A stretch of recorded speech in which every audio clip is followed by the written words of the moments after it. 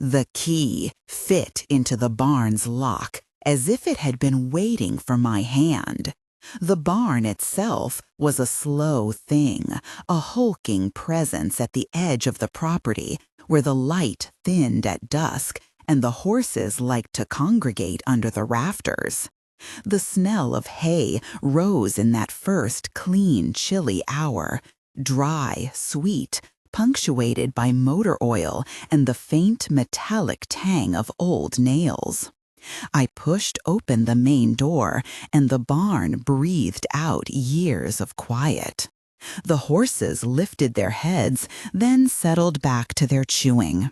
The trapdoor sat under a faded rug in the tack room. It had been tucked there for years, a prank or a superstition, until Joshua's ribboned key told it otherwise.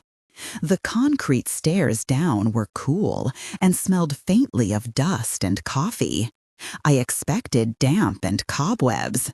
Instead, the space below the earth breathed the faint, solid scent of paper, varnish, and electronics.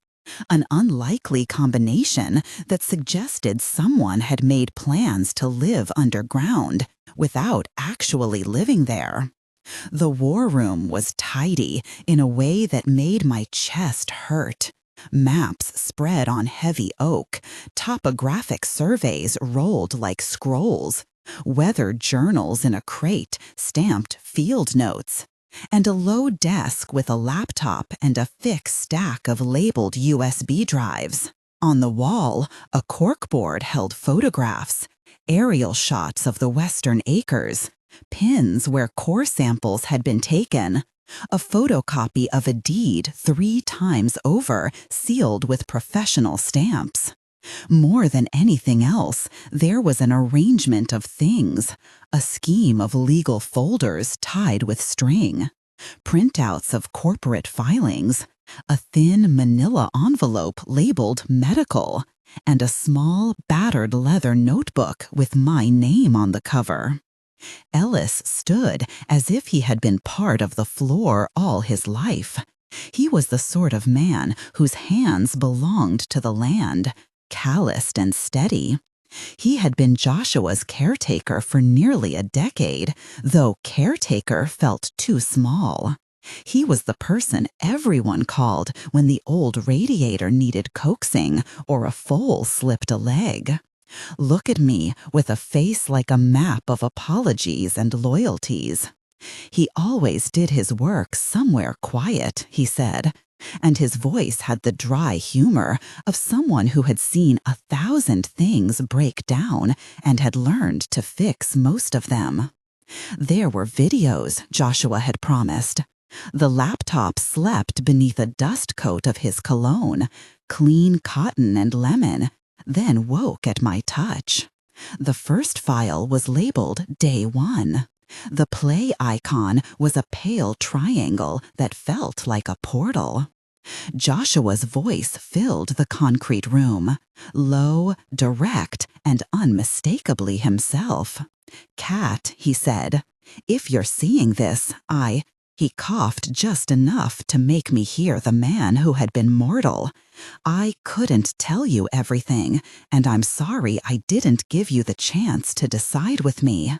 There is a child, a small one, but listen, this is not a secret to be used against you. I want you to have what I kept because you are Steli. You will have to adopt legally to be the child's guardian in the way the trust requires." Robert hinted at family lore about old debts and placed a tight, almost affectionate hand on Jenna's shoulder as if to remind her of her place in their history. David asked soft, honeyed questions about the child Joshua mentioned. It only took them a single dinner to lay out their play, contest the will, challenge the medical competency, question the trust's conditions, and pressure the daughter into a DNA sample under the guise of clarity and protection. They spoke the language of fiduciary concern, but their concern smelled of something else: preservation of control. Jenna was 27 and had Joshua's eyes. In flashbacks, too like him when she frowned, and too like me when she smiled. She arrived the day Alan stepped onto our porch with a lawyerly gravity. For a while, she seemed to be trying on their kindness, the way a child tries on a borrowed coat. There was a gap between her and me, widened by months of phone tag, by the distance created when grief tipped us into our separate griefs. I caught her sometimes in the windowsill of the kitchen, looking at the letters Joshua had left and touching his handwriting like it might smudge. The brothers moved toward her with practiced affection, and for a time I watched her tilt toward them because grief is a room that echoes, and anyone who speaks loudly will fill it. They wanted a DNA swab. They wanted evidence so they could say what courts prefer: clarity. They spoke of it respectfully, of chain of custody, and how it would clear the matter for Jenna and shield her from myths and rumors. I heard their language for what it was: another blade wrapped in silk. The idea of forcing a woman to provide genetic material is an ugly thing, even when wrapped in legal justification. I told them no. They tried to persuade Jenna herself, and she wavered the way a reed does in wind. But when Joshua's video told her in his unmistakable voice to be wary of offers made in the thin hour when you are feeling alone, her face hardened. She remembered, perhaps, who had always had her back. The brothers pulled back, and for now, the line stood. No coercion. Any test would be voluntary and under the supervision of our attorney. We engaged Mr. Winters because you do not stand against mercantile ambition without counsel and steadiness. Winters was an older man with a throat like an old bell and the patience of someone who had argued things into silence and won. He read Joshua's documents with a careful thumb and told me, without sentiment, that Joshua had planned well. He did not trust systems blindly, he said once, thumbs steepled. He trusted outcomes he could prove. He reassured us that trust conditions could be valid. He explained that if the trust was drafted with a condition precedent, adoption in order to qualify as guardian or trustee for the minor, courts could enforce it, provided it looked to proper standards and not to an illegal purpose. Alan became surgical, attacking the legal basis. Robert became strident, bargaining in public interviews about the grandness of stewardship and the town's need for competent management. Their campaign was not only legal, it was reputational. They leaked a photograph to a local paper of themselves on the porch, fluted with the sort of grandfatherly smiles that make advertising executives jealous. The headline read, "Mitchells seek fair resolution, farm in question." The article quoted them speaking of family legacies and of protecting the farm from mismanagement. They used the town's history as a lever, as if it were a tool for extraction rather than a shared heritage. Pressure piled in small increments. Anonymous letters arrived suggesting that adopting a child to secure fortune was a moral perversion. A radio host with a penchant for moralizing suggested that someone ought to step in for the good of the county. People who had known Joshua as a quiet benefactor began to ask questions. Attorneys drifted, offering opinions that smelled like potential for profit. In short, the world rearranged itself to make our private plan into public spectacle. It was in that climate of thin summers and thick gossip that Jenna agreed to sit with me in the studio. The studio smelled of turpentine and lemon oil. Sunlight made ladders of dust particles. The blank canvases leaned against the far wall like pledges, and I felt the pull of paint the way one feels for a language one once knew. Together we sat and watched another of Joshua's recordings, Day 21. In it, he spoke to Jenna directly, not with the airy, schematic voice he used with me, but with the low, steady tone of a father who was trying to be both gentle and stern. Jenna, he said, looking at the camera as if he were looking at her in our kitchen, they will come bright and hungry. They will offer easy answers. You do not have to accept small kindnesses dressed as favors. You are your own person. Trust your mother. Trust the fact that she painted a canvas before you were born and that she put her name to your birth certificate. She is the steward I chose because she remembers how to love something that does not belong to her. It was the voice of the man who had always loved details.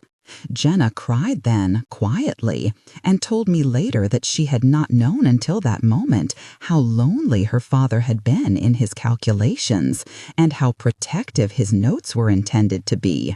That some part of him, in failing to tell me about his heart, had nonetheless written a future that would demand moral courage rather than passivity. The first legal motion the brothers filed was precise: contest the will on grounds of incapacity. They subpoenaed a doctor who had treated Joshua in his final months and suggested that memory lapses had made him less capable of coherent legal action. It is one thing to read a document of love and another to watch it be examined like evidence in a trial of authenticity. Winters moved with the slow confidence of a man who had read the language of such motions 100 times. He filed affidavits, pointed to the notarization, and, perhaps most importantly, presented a chain of evidence showing that Joshua had taken steps months earlier, hiring counsel, notarizing the trust, and documenting his decisions. What unsettled them, and what would unsettle them further, was the war room's evidentiary value. I learned to present evidence the way one composes a painting. Everything must be in the right place. Nothing must be gratuitous. Joshua's files spelled out conversations with geologists. They had core samples labeled and dated. They had the signatures of independent appraisers, and they had environmental safeguards written in legalese that even the brothers' lawyers could not readily characterize as selfish. Most useful of all, because the courts liked clarity, were Joshua's own recorded admissions. In at least 6 recordings, he explained the reasons for the trust structure, the condition of adoption, and the moral purpose behind preserving the land. He had anticipated that this would be a legal fight and left us a script in which the truth was a steady, undeniable actor. Winters interjected with legal points. Allen answered with objections about capacity. But when I reached for the folder marked field samples and opened it, there was a dry, granular piece of evidence, a sealed vial containing a core sample whose labeling matched the surveys. Winters was prepared to call the geologist who had authenticated it. He pointed out the environmental protections Joshua required, and he noted that any extraction without obediential oversight would violate the trust's terms. A settlement negotiation began to feel less like talk and more like a map of consequences. Still, the brothers would not concede quickly. There were other levers, whisper campaigns, suggestions that adopting a child for the sake of money was unethical, offers made in the hallways to Jenna that tried to charm and confuse. They tried to move me with familiar missiles, nostalgia, the pressure of town opinion, the idea that the safe decision was to protect the family name by folding. I learned to refuse these as if refusing a glass of wine in a dinner where others sipped without thinking. The war room taught me strategy. Joshua in his videos taught me steadiness. Ellis taught me to watch the small things, the gate hinge that squealed when the brothers arrived in their town cars, the way the horses lowered their heads and seemed to understand tension. We organized not because we wanted to wage war, but because we wanted to protect the possibility of hospitality and beauty from being monetized into mere profit. When the brothers upped the stakes, when Alan filed an emergency motion and local opinion tilted like a cup in the current, I knew we had to move beyond defense and into active shaping. We needed a public narrative that was not simply a rebuttal, but a presentation of the estate's purpose, a plan that showed how extraction could be done with care, how the child's future could be trusted to a stewardship plan, and how the family's name could be preserved without flattening the land. Winters led the legal work. Ellis coordinated the physical pieces. Jenna began to speak publicly, cautiously, about the things that mattered to her father. I painted late into nights, and the blank canvas began to fill with layers. The western ridge in gray-blue, a horse in motion, a small child at the edge of the frame, like an awaiting question. The next move, Joshua's recording warned, would be delicate and require patience. There was one sealed document he had made that, if opened at the right moment, would change the calculus. A letter naming the child's guardian ad litem and providing a chain of custody for the child's identity. He had not revealed the name to me yet. He wanted me to find it with his maps and his trust papers, to prove to myself that I could steward both discovery and decision. The letter was placed, folded and sealed, in a compartment in the war room that required a code he had given me in a video from 8 weeks before his death. The code was a line from a poem we sometimes read aloud in the kitchen, one we had both loved. There was an irony in that. Grief required me to be a detective of tenderness. I found the code, opened the compartment, and unfolded Joshua's letter addressed to me with a hand that still trembled on the page. Inside the letter was the child's name and a photo that made my breath catch. A small boy with the same solemn eyes as Jenna's, a freckle on his left cheek, a scarf too large for him, the background of a small cottage that smelled faintly of wood smoke. Joshua had arranged contact information for a woman named Marta, who had been a midwife and confidant. He had paid for a small guardian trust for the child, contingent on adoption or guardianship by a family member. He had documented payments, school plans, and a name for the child, Samuel, Sam, born in secrecy and raised by a woman who loved him but could not promise him stability the way Joshua's plan could. It felt impossible and sacred to learn this. Joshua had been more than a planner. He had been a man in love with futures he could not inhabit. He had made me the executor not merely of his wealth, but of his conscience. That night I slept poorly and woke to a barn that had the slow sounds of animal breath. The key he had given me lay on the bedside table like a talisman. I had always imagined inheritance as a ledger and lockbox. Now it felt like an invitation to a family I had not yet met, and to a decision that would change the fabric of our small life. Outside, the wind had the first edge of winter in it. The stable smelled of hay and warmth. In the studio, a canvas waited with its long, white silence.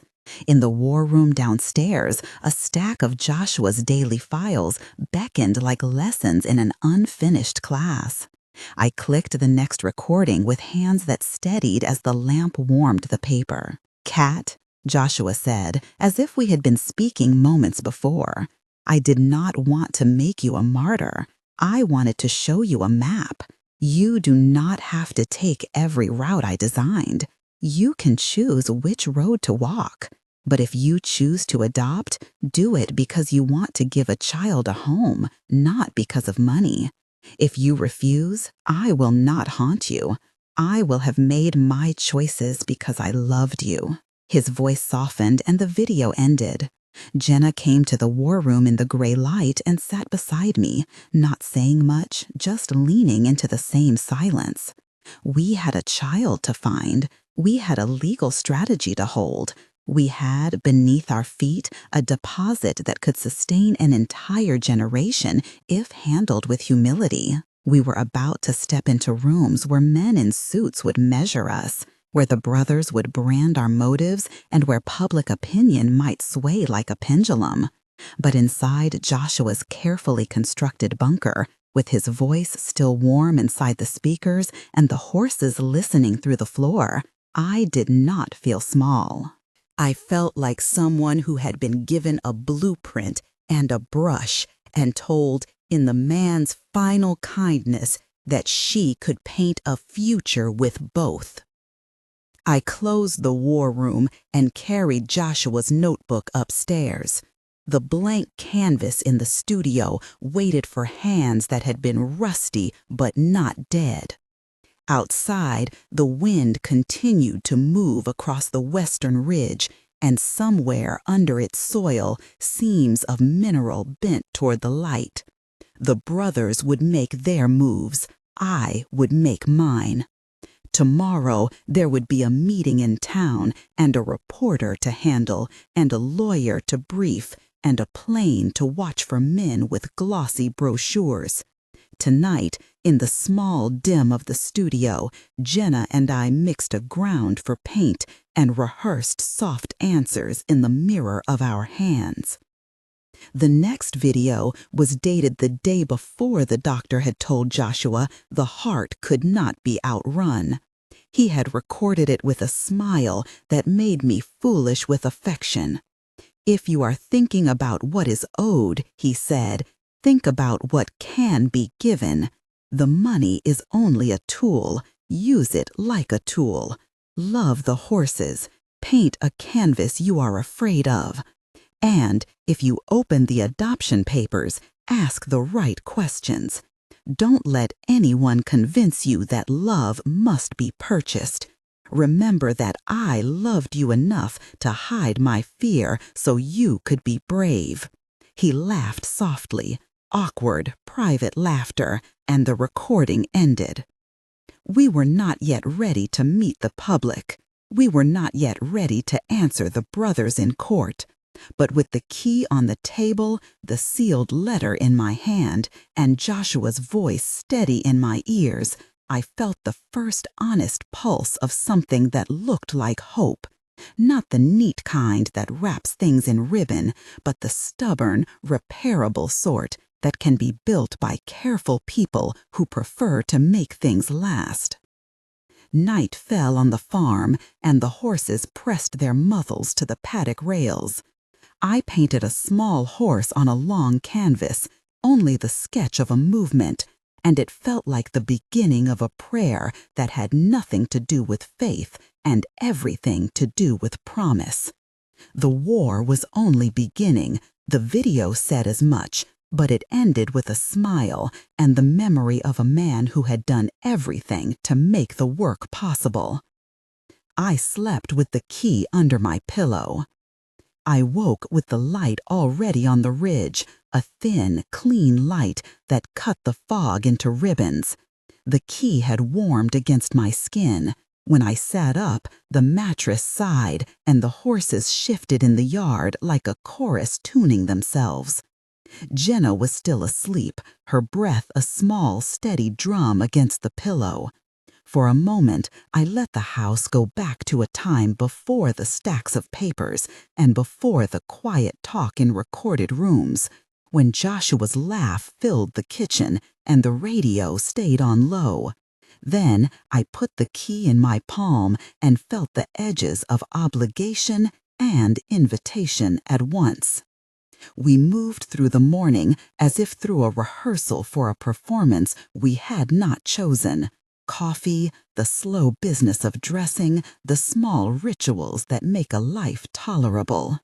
Jana wore Joshua's old sweater because it smelled faintly of him, and that smell steadied her hands when she packed the legal folder into a canvas satchel. We ate toast in low hunger, our words measured and spare. Outside, the farm kept its own unhurried logic. A mare snorted, a foal stumbled, and somewhere in the hayloft a pigeon clicked its beak. "Our lawyer is here at 10, Jenna said. "Reporter at noon, town meeting at 3. I nodded. The list was a ledger of the days to come, and, like a ledger, it demanded attention.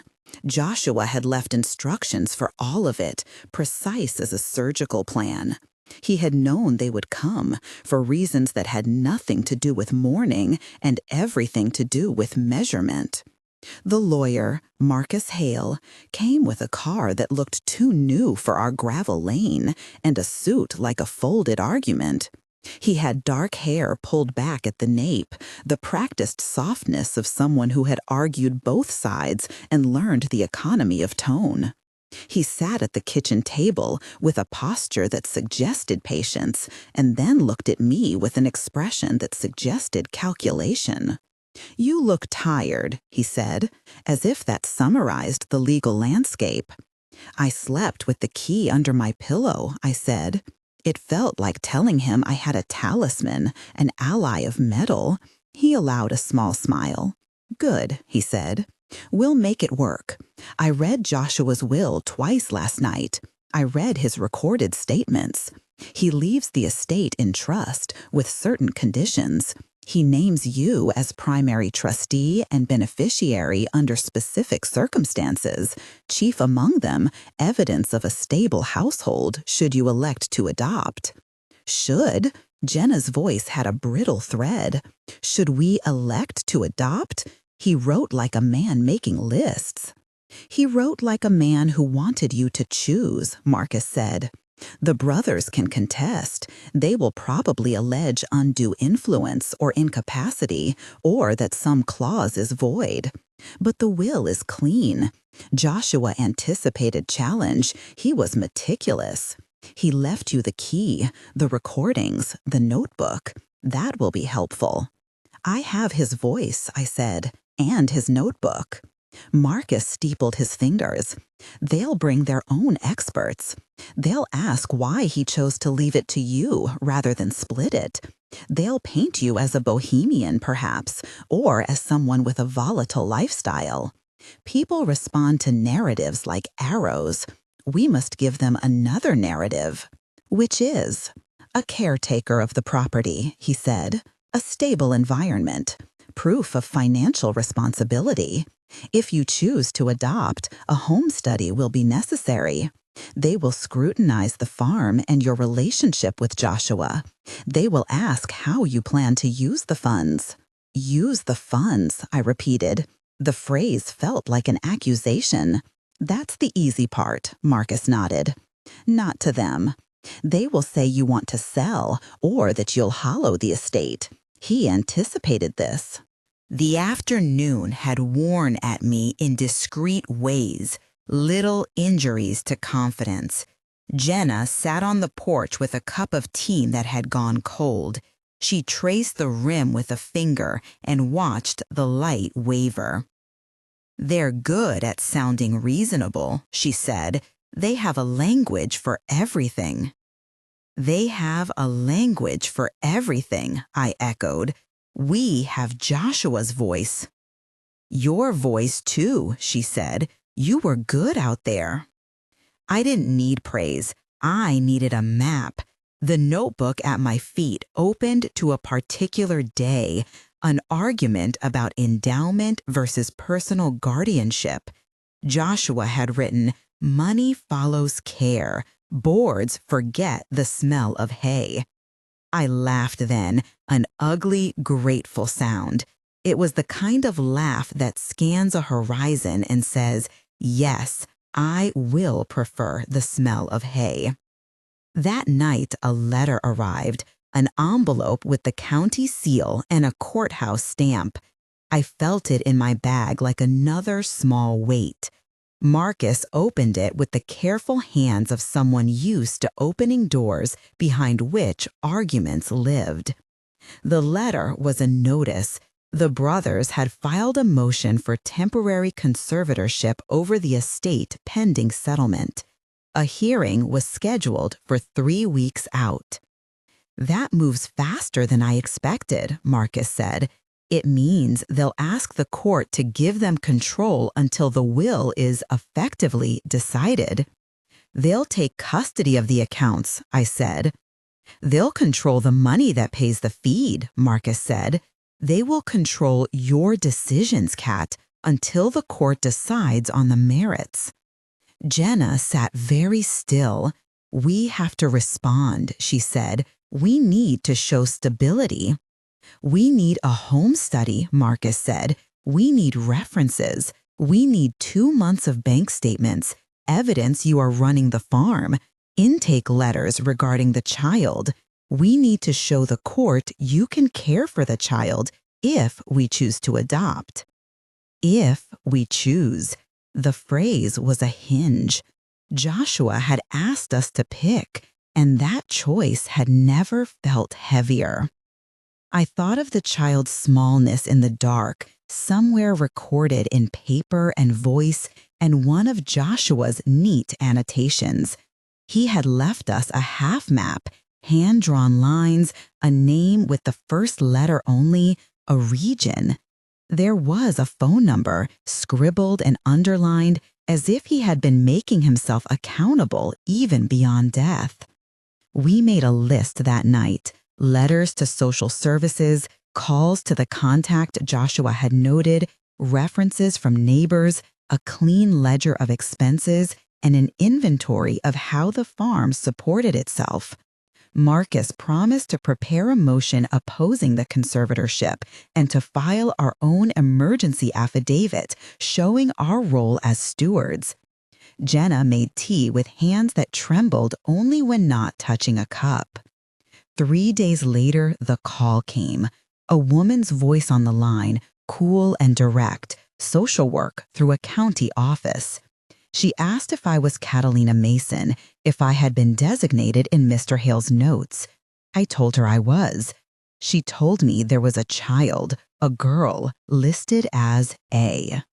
Outside, the brothers planned in rooms I could not see. The court papers moved through channels like winter wind. The child slept somewhere under another sky and perhaps dreamed of horses. The war room hummed quietly with files and recordings, and the key lay on the table like a pact. In the morning, we would brief Marcus and file our opposition. We would prepare to be measured by strangers in suits and by family in better shoes. But in the soft, private hour, I sat with a brush in my hand and felt for the first time in a month that choosing was not a submission to grief, but an act of fidelity to Joshua, to the farm, and to whatever small life might one day belong to us. The court date was 3 weeks away. There would be filings, interviews, and the invisible arithmetic of influence. But before battle, there was the quiet of keeping the stables warm, of naming the foal, of teaching a neighbor's child to saddle. Those are the things that, in the end, become evidence not of legal standing, but of a life lived with purpose. I slept that night with the key by the canvas and woke with a new plan. To fight not to win an argument about money, but to protect a small world Joshua had trusted us with. The war was not against people who loved him differently. It was against the idea that love can be reduced to a chart. We would meet the court. We would open our home to inspectors and to strangers. We would show them the horses and the paintings and the ledger with Joshua's name in the margins. We would let his recorded voice speak in a place where it mattered. And somewhere, under a different roof, a small girl who liked stories of ponies would wake to a morning that might one day become ours. I went to bed that night with the brush warmed between my fingers and a hope that was repairable, stubborn, and, as Joshua had asked, used like a tool.